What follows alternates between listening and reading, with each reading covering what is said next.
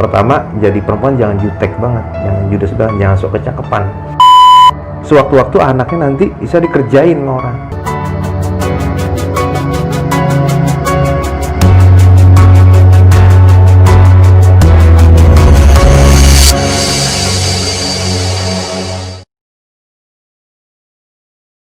Tadi dengan tanpa bantuan dukun itu prosesnya lama Namanya. karena kita nggak ahli, kita cuma tahu-tahu dari warung kopi, tahu-tahu dari buku-buku bacaan tuh misalnya bacaan pengasihan, doa pengasihan, bacaan ini khasiatnya ini, itulah yang menyesatkan kita semuanya. Baca misalkan itu kalau Yusuf sebanyak 150 kali, kalau kamu ada yang kamu sukai baca aja ini, terus misalkan Ar-Rahman Ar-Rahman Ar-Rahman baca sebanyak 500 kali. Nah itu kan kita harus ada pembimbing. Nah, tanpa kita sadarin kita baca itu semua untuk kita meruat seseorang, itu dampaknya nanti kita akan ngurung. Nah kurungan ini kalau misalkan perempuan ini udah jatuh cinta sama kita, nah, suatu waktu kita merasa diri kita, wah bener ya, gue bisa berarti, ya kan, melet orang. Nah, kan kita mau jajal lagi ke setiap orang, ke setiap perempuan, ke setiap banyak, perempuan. Nah, itulah. Jadi, semisal perempuan si Siti Marzuki udah kena kepelet, nah kita mau peret lagi sampai perempuan satu lagi. Nah, untuk istilahnya melepas peletnya ini, dia nggak bisa. Karena dampaknya apa?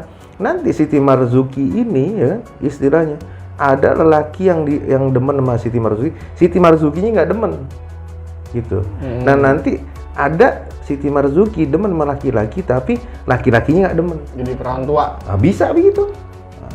Itu fenomena yang sering terjadi. Sering terjadi. Banyak dia cantik, dia maksudnya bodinya juga Bohai, iya, tapi wanita karir. iya secara pendidikan juga bagus.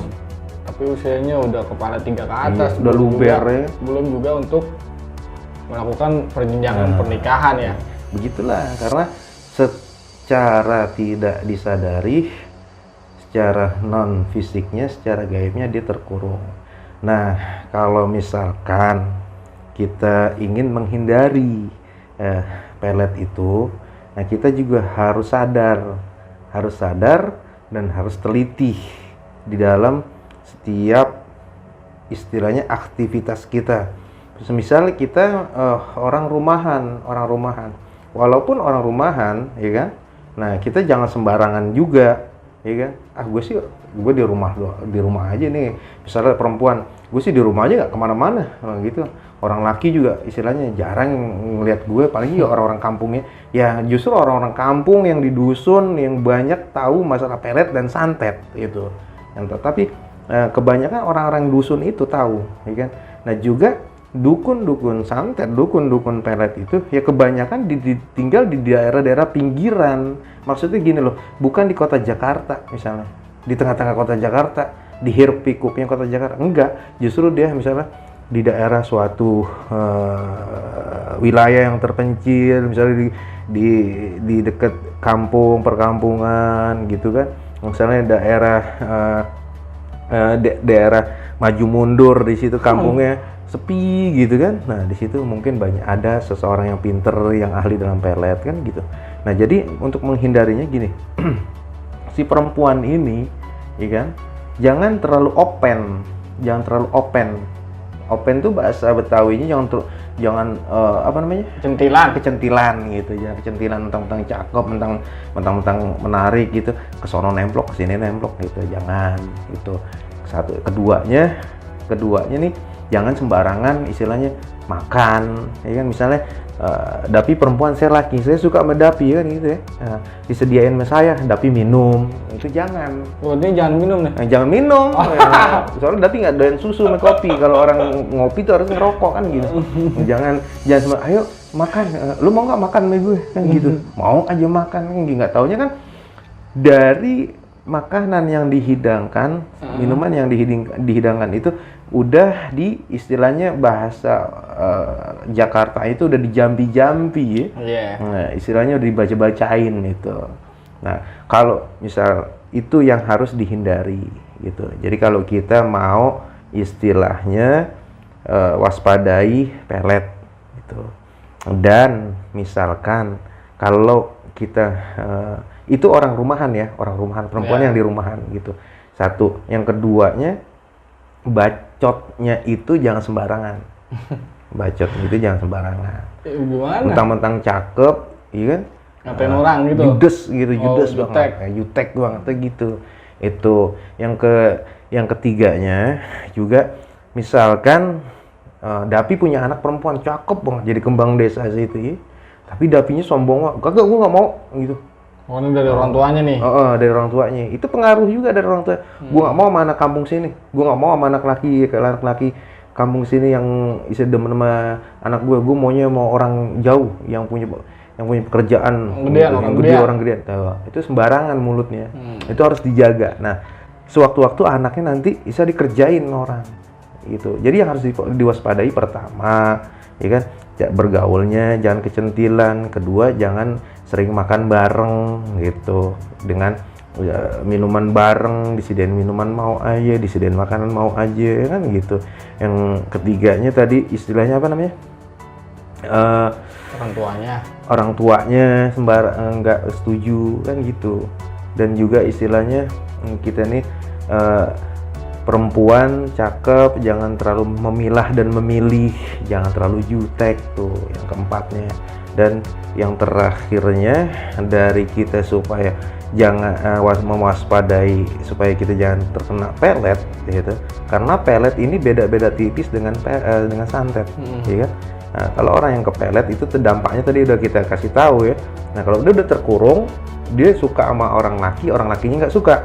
Nah, orang laki suka sama dianya nggak suka. Jadi kayak magnet ya? Nah, kayak magnet. Bukan bisa nyatu. Nggak bisa nyatu. Nah, begitu. Nanti akhirnya dia akan sampai tua. Bisa jadi misalnya perjaka tua lah, ya kan? Perawan tua lah, kan gitu. Kita harus lihat dari sebab dia perawan tua itu kenapa gitu. Nah, dari istilahnya santet dan pelet ini, itulah yang harus diwaspadai, yang harus ditinggalin. Misalnya, pertama, jadi perempuan jangan jutek banget, jangan judes banget, jangan sok kecakepan, gitu ya. Jangan sok jual mahal, gitu.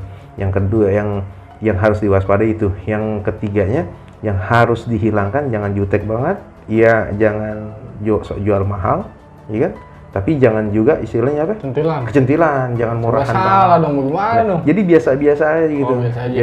Jadilah orang yang rendah hati gitu. Tapi jangan juga gampangan tuh gitu. Ya jangan murahan lah ya pokoknya. Jangan murahan. Terus juga jangan terlalu sombong juga, intinya gitu aja kan. Dan kalau kita sebagai perempuan muslim ya kalau bisa untuk menjaga supaya misalnya kita ini terhindar dari pelet itu, ya lazimkan kebiasaan kita ya sholat 5 waktunya aja. Setelah sholat 5 waktu, nah baca aja istighfar 100 kali. Terus istighfar, itulah pengobat dari semuanya. Karena istighfar itu untuk mengurangi diri kita dari yang tadi juteknya kita, judesnya kita, juteknya kita ya kan. Nah, sok cakepnya kita yang gitu. Nah, orang kalau udah jutek sok cakep ya udah, laki-laki ya mana ada yang demen. Malah juga disumpahin mulu ya gitu. Kayak ban dalam kan cakep banget tuh. Dapi aja bernyumpahin kan gitu. Jadi apa namanya? Tadi kita kan membahas panjang masalah pelet dalam segi yang dalam aturan agama itu dilarang. Dilarang. Nah, sekarang pertanyaan saya adalah dari segi agama, apakah pelet ini untuk suami dan istri itu diperbolehkan? Tujuannya adalah supaya laki-lakinya atau suaminya tidak melirik perempuan lain, atau sebaliknya si istrinya tidak kepincut dengan laki-laki yang lebih kaya. Apakah ini diperbolehkan dari segi Islamnya? Atau Bang Jidul, dari pengalaman Bang Jidul, apakah ada pasien-pasien Bang Jidul yang seperti ini gitu? Jadi kita bukan pasien, tamu dokter dong. Jadi tamu-tamu Bang Jidul nih pernah ada yang seperti ini atau enggak gitu kan? Jadi kalau dilihat dari kasus gitu, ini ada dua pandangan. Pertama, tamu yang datang ke saya, ya kan. Yang kedua, yang pertanyaan Davi itu, apakah boleh suami istri itu melakukan pelet atau lebih pelet mempererat gitu, Nah, supaya tidak lebih ada orang ketiga apa gitu kan. Jadi kita bahas dulu masalah apa nih yang Boleh atau tamu enggak, atau tamu yang datang ke saya Nah. dan apa yang kita yang suami istri dengan persetujuan dua orang suami istri ini kan gitu. Nah sekarang kita bahas gini dulu. Kebanyakan ya tamu yang datang ke saya itu minta tolong. Ini bukan saya orang pinter ya, tapi kan minta tolong. Nah, saya bukan orang pinter, saya orang bodoh. Nah, orang datang ke saya ini salah sebenarnya. Saya ini orang bodoh yang nggak bisa apa-apa. Tapi pada datang keluhannya suaminya ini ada yang merebut gitu dari dia. Karena dia istri yang sah yang sudah misalkan punya anak, 2 orang anak udah besar-besar, udah kuliah ini, tahu-tahu suaminya direbut orang. Nah, kenapa suaminya bisa direbut? Ya karena si pelakunya ini, ya kan, pelakunya ini melakukan perebutannya itu secara tidak wajar. Yeah. Nah, untuk mengembalikan supaya hubungan suami istri ibu ini dengan suaminya ini baik lagi, nah kita rebut lagi, gitu. Dalam arti apa? Kita bukan memelet, tapi kita istilahnya merusakkan perbuatan yang tidak baik si perempuan itu, pelakunya itu. Nah kita rusakkan gitu, kita rusak, ya kan, kerjaan dia supaya suaminya ini sadar. Nah, suami sadar dan kembali ke istrinya gitu. Karena orang yang dipelet tadi yang dibilang itu dalam kurungan dan tidak sadar pikirannya gitu. Jadi selalu condong hati dan pikirannya ke orang yang disukainya. Nah inilah pertama, ketidaksadarannya itu kita kembalikan supaya dia sadar bahwasanya dia udah punya istri dan anak 2 yang udah besar-besar. Nah yang keduanya, nah setelah kita sadarkan, ya kan, nah kita ikat lagi, supaya jangan kena pelet lagi dari pelaku ini, dari pelakornya ini, perebut laki orang ini kan gitu. Nah gimana caranya kan gitu.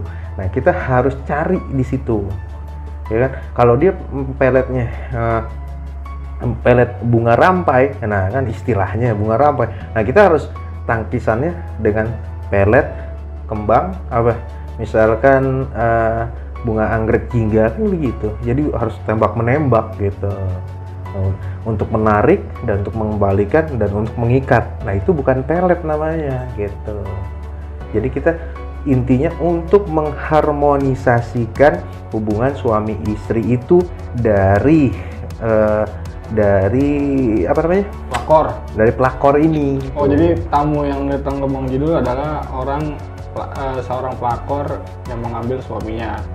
Tapi belum ada tamu dari Bang Jidul ini yang dia kagak ada masalah apa-apa di rumah tangganya, tapi hanya mengkhawatirkan aja nih supaya tidak ada pelakor-pelakor seperti itu. Maka datanglah ke Bang Jidul untuk mempererat lagi gitu. Nah itu belum ketemu atau ada atau nggak ada gitu.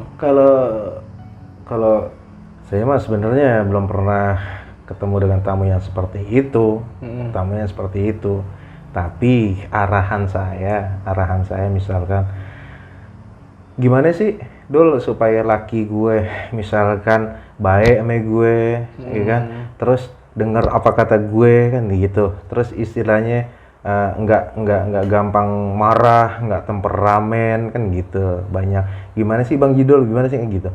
Nah ini sebenarnya kita ngasih solusi untuk kerukunan rumah tangganya, karena rumah tangga itu kan kepengennya aman, nyaman, adem, ayem kan gitu. Misalnya ada masalah sedikit bisa diomongkan secara baik-baik kan gitu. Misalkan istilahnya ada apa namanya, perselisihan yang Beda pendapat ya kan, nggak harus menimbulkan temperamen yang tinggi kan gitu. Nah misalkan diajak ngomong istilahnya bercandaan, nggak tersinggungan kan gitu. Nah itu namanya istilahnya bukan pelet. Bukan gitu, pelet, bukan beda lagi. Nah, tapi kita memberikan solusinya supaya kita lebih memahamin, misalkan suaminya ini temperamennya tinggi dan nggak bisa diajak kompromi kan gitu ya. Terus istilahnya orangnya seriusan. Nah kita harus melihat dulu, kalau kita udah tahu itu sifatnya seperti itu, nah kita sewaktu suami baru pulang kerja jangan langsung diajak ngomong masalah ke rumah tangga, jangan kan gitu. Nah itu langkah awalnya. Yang keduanya, kalau suami sering nggak sering nih omongannya nggak bisa diajak bercandaan, tapi omongannya selalu serius ya kan gitu. Nah kita kepengen ngomong serius. Nah sewaktu dia lagi duduk nyantai, kita seduhin kopi, kalau suami kita suka ngopi gitu. Nah baru kita ngomong, misalnya Pak, Yang, Beb, aku mau ngomong serius nih, pasti ditanggapin di situ. Tapi dalam keadaan nyantai. Nah, terus itu kan secara fisiknya. Yang saya tanyakan tuh secara non fisiknya itu. Secara non fisiknya itu, tadi kan saya bilang. Nah, kita ini harus jadi perempuan ini harus rajin-rajin sholat dah, istilahnya rajin-rajin sholat. Kebalikannya ya, suami gitu. Rajin-rajin sholat. Nah, nanti setelah selesai sholat, tadi saya udah bilang, ya kan, bacanya istighfar, astagfirullah. Tapi dengan niat, ya Allah, semoga dan mudah-mudahan Engkau rukunkan, Engkau damaikan, Engkau tentramkan rumah tanggaku sampai ajal menjelang, sampai ajalku dan ajal suamiku. Baca istighfar, astagfirullah. Nah, nanti Allah akan buka hijabnya. Karena rajinnya kita sholat, karena mudawamahnya, seringnya kita baca istighfar, ya Allah buka hijab, Allah kasih perlihatkan. Misalkan suami kita nih kok kalau pulang bawaannya marah-marah aja, nggak demen ya, benci sama kita juga. Nah di dalam mimpi kok tahu-tahu kita lihat, ya kita lagi jalan, nah pas pertigaan jalan kok lakinya lagi ngobrol sama perempuan tuh, begitu dalam mimpi. Nah nanti tanya, setelah kita bangun tidur, ditanya gitu, kok semalam gue ngimpi laki gue begini. Nah, jadi kayak ada isaroh ya. Nah, isaroh itu Allah akan membuka hijabnya gitu. Dan kalau misalkan suami kita nggak ada yang merebutnya gitu, nanti Allah akan kasih isaroh juga supaya suami kita itu baik kepada kita, ya kan? Istilahnya denger apa kita gitu. Nanti dikasih petunjuk juga melalui mimpi, ya. Karena apa? Karena kalau orang yang udah dikasih isyarah lewat mimpi, otomatis dia udah rajin tingkat ibadahnya, seperti sholatnya 5 waktu dikerjain, terus selesai sholat dibaca istighfar 100 kali. Nah itu nanti batinnya Allah akan melihat, ya batinnya dia Allah melihat, oh ini udah cukup diberikan suatu isyarah. Mungkin seperti itu, ya kan? Nanti dikasih kasih oleh Allah. Nih solusinya, lo harus begini. Nah misalkan, ya kan? Dalam mimpinya itu, ya kan? Nah dia ketemu sama kakek-kakek, ya kan? Nih baca aja. Nah, Shalawati bil qulub sebanyak 7 kali, sebut nama suamimu, tuh gitu. Seumpama seperti itu, kan gitu. Nah nanti kan dikasih Shalawati bil qulub dibaca 7 kali, dikirimin Fatihah nama suaminya, ya kan? Nama suaminya Fulan bin Fulan, kan gitu. Nah lama-lama kan hati suaminya itu menjadi luluh, menjadi sabar, kan gitu. Namanya Shalawati bil qulub, ya kan gitu. Nah itulah istilahnya supaya namanya bukan pelet memelet suami, supaya rukun. Pun si suami pun bisa seperti itu. Kita bisa sholat, istighfar, Allah kita mohon ampun, supaya dan mudah-mudahan istriku ini istilahnya apa? Dengar apa kata gue, kan tunduk patuh sama gue, kan gitu. menjadi orang yang nggak bawel, nggak cerewet kan gitu. Nah namanya bukannya pelet itu. Kita Kayaknya cewek semuanya cerewet kayaknya. ya emang udah tabiatnya wajar kalau perempuan cerewet mah mulutnya dua atas bawah kan gitu ya. Jadi sungguh luar biasa ya membahas masalah pelet aja, ini durasinya sudah panjang sekali. Mungkin tadi kan tema kita kan adalah membahas juga masalah santet. Mungkin nanti di obrolan selanjutnya kita akan membahas masalah santet. Jadi kesimpulan daripada tadi yang Bang Jidul sudah jelaskan bahwa pelet itu ada yang dari diri kita sendiri yang mengaku sebagai pelaku, ada juga dia melalui perantara dukun. Kalau kita lihat fenomena di media sosial yang fotonya ada pocong-pocongan, itu kemungkinan besar itu dari seorang dukun ya Dul ya. Iya. Mungkin dari diri sendiri tadi, dari penjelasan dari Bang Jidul ya. Karena kalau tadi kita dengar dari penjelasan Bang Jidul, kalau dari diri sendiri itu perjalanannya pun panjang, tidak ada proses pocong-pocongan itu ya. Iya. Jadi obrolan kita kali ini di Ngalur Ngidul bareng Jidul kita cukupkan. Pada kesempatan kali ini kita akan bahas masalah santet di video kita yang selanjutnya ya. Karena durasinya terlalu panjang ternyata, bahas masalah pelet aja luar biasa panjangnya Sampai pagi. Jadi buat kalian yang ingin mengetahui video kami selanjutnya, jangan lupa untuk subscribe video channel kami dan juga menyalakan lonceng agar tidak ketinggalan video-video kami. Semoga video kami ini memberikan sedikit manfaat untuk kalian semua, agar kalian selalu istiqomah di jalan yang benar, tidak tersesat pada tipu daya bangsa jin. Kalau untuk kalian yang memiliki kendala atau masalah-masalah gaib, bisa kirim di email kami. Nanti kita akan coba membahasnya dan coba mencari jalan keluarnya. Demikian podcast kami pada kesempatan kali ini. Kami ucapkan terima kasih. Wassalamualaikum warahmatullahi wabarakatuh. Waalaikumsalam warahmatullahi wabarakatuh.